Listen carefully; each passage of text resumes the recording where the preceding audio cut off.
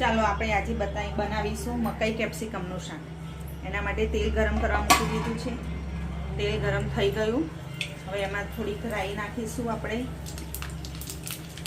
તજનો ટુકડો નાખીશું. એ થઈ જાય એટલે આપણે લીલું લસણ વાટીને રાખ્યું હતું એ નાખીશું. એની ઉપર થોડી હિંગ નાખીશું આપણે અને એને ખવાડીશું.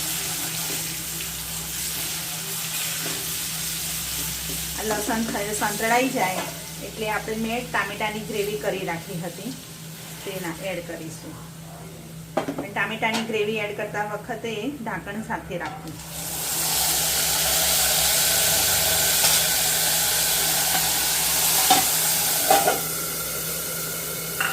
બે ટામેટાની ગ્રેવી કરી હતી.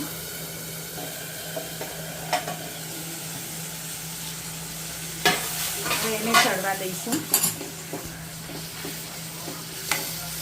થોડીક થવા દઈશું. તેલ છૂટું થોડુંક થાય ત્યાં સુધી આપણને લાગે કે હવે તેલ છૂટું પડવા માંડ્યું છે.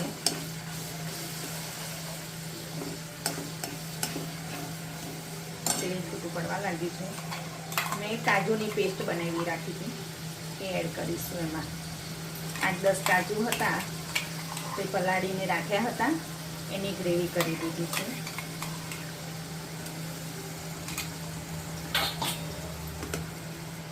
થવા દઈશું.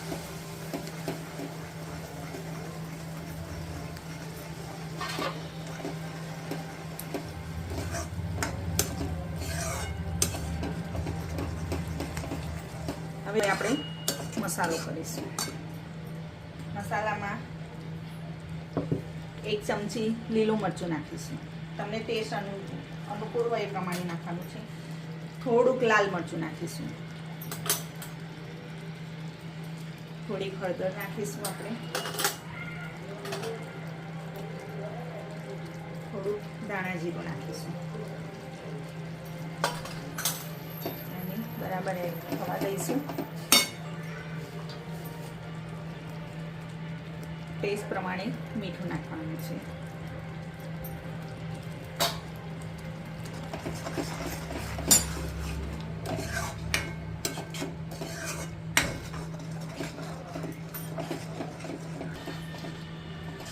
ગ્રેવી સરસ સંતળાઈ ગઈ છે. તેલ છૂટું પડવા માંડ્યું છે.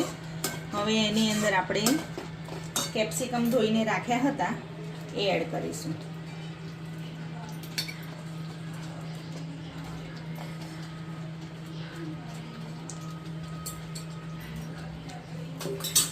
હવે 10 મિનિટ આને ઢાંકીને થવા દઈશું.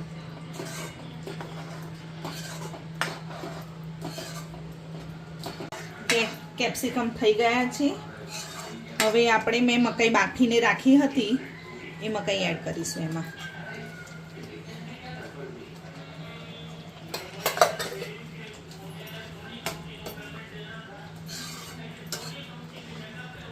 મકાઈ બાફેલી છે. મીઠું અને હળદર નાખીને બાફી હતી એટલે હવે બહુ શાક રહેવા નથી દેવાનું. હવે 2 મિનિટ માટે થવા દેવાનું.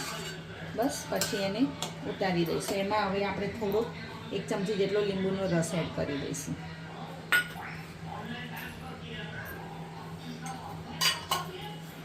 અને 1 ચમચી જેટલી આપણે ખાંડ એડ કરીશું.